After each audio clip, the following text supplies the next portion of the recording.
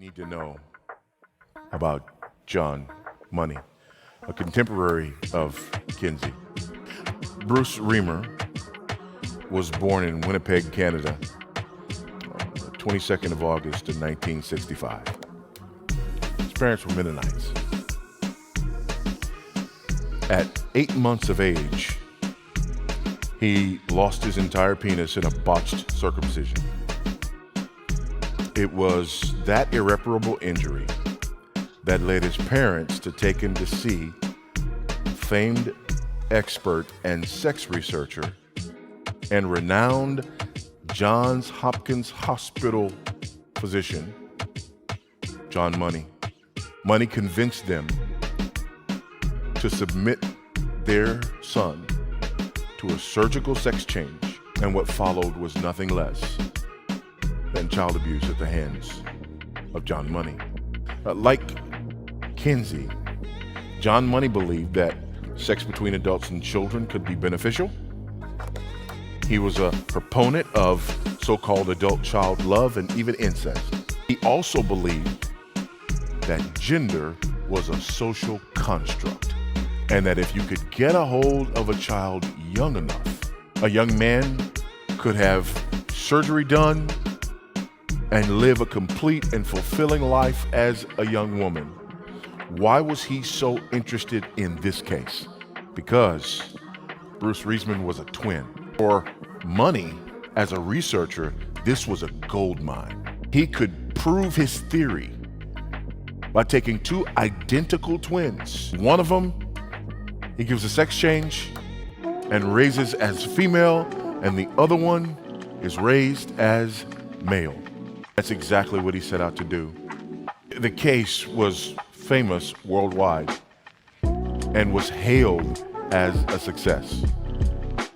That's because until 1997, nobody knew the real story. By 1997, Bruce, who had been renamed Brenda, changed his name again to David. He was working in a slaughterhouse. He had stopped living as a woman.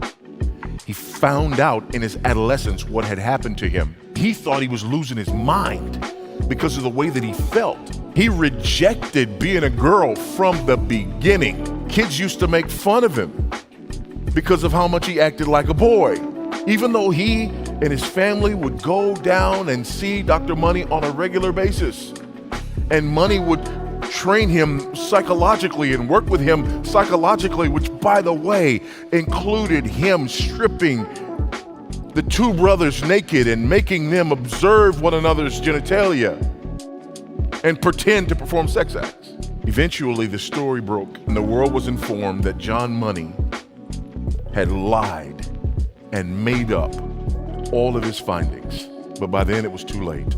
The entire industry, noted Miriam Grossman, the entire gender ideology, all these clinics and hospitals and gender education, the flags, the whole movement, which has become a civil rights movement basically, is entirely based on a concept that was never proved. David committed suicide. So did his twin brother. Most of you never heard their story.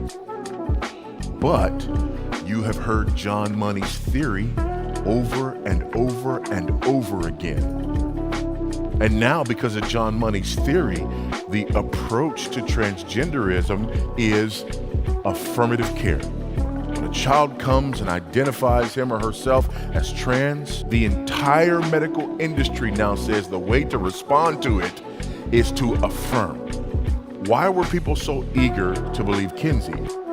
Why were people so eager to believe Money? Well, because if this is all constructed, if oppressive, puritanical, sexual roles, norms, and mores were just invented to oppress people, now all of a sudden the scientific community is proving that the church has been wrong. Kinsey's a hero because he proves that these Christian sexual ethics have been oppressing people, and people need to be liberated, and they need to be liberated younger and younger and younger, because it's all a lie.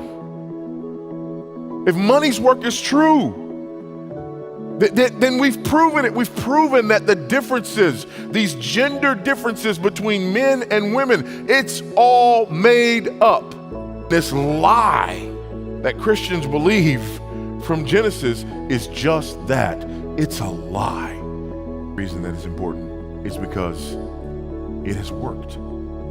Many of us, some of us, it's our children. You know, we have children who are off at school or children who are off at university, and they're coming home and they're spouting some of this stuff, or at least having serious doubts about the sexual ethics that they've been taught, because this is what rules the day. But it's a lie.